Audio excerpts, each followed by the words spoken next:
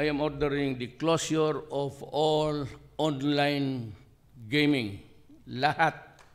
Lahat.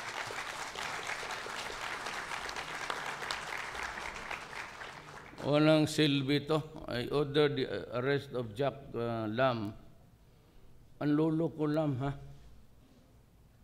Yan ang problema ko. Baka pinsan ito ng buang.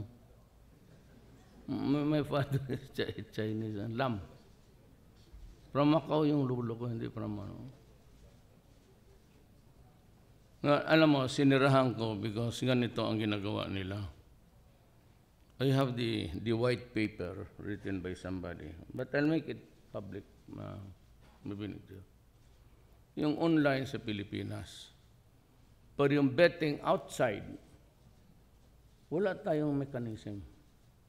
And corruption alone, not government. Wala sa gobyerno.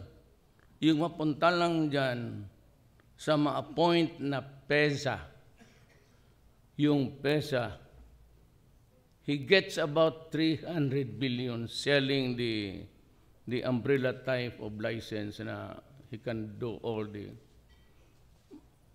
Kung mabutit na lang, nalaman ko yan. So when I fired these two deputy commissioner of sa PESA. They were my fraternity brothers. Pati yung si Vit, brad namin, sabi ko, they have to go.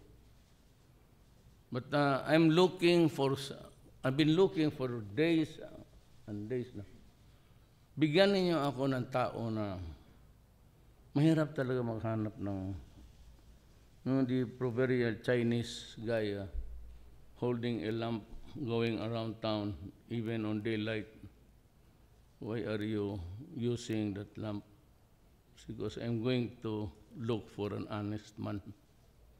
Hanggang wala ako maisip, sige ako tingin, kagabi pa ako ngayon, sino kaya ako? Kaya kung wala nang iba. But I ordered that all gaming, lahat should be rent in either with the Philippine Charity Sweepstakes. I placed them military men, si George, pati si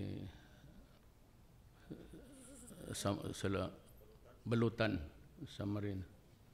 Kasi naghanap ako ng marunong pumatay talaga. Nilagay ko sa bilibid. When they were about to chop the heads of 20 persons, sabi ko, umalis ka na muna dyan. Magsabay tayong dalawa sa prisuhan yan kung ganun. But I'm really looking for a man until now. Sunny should know about ikaw yung finance. But help me. He could be just an ordinary man. Basta barangay captain, because the temptation, I said, is just simply too great. The computation that yung mga PESA, they receive something like 300 billion at the end of the year.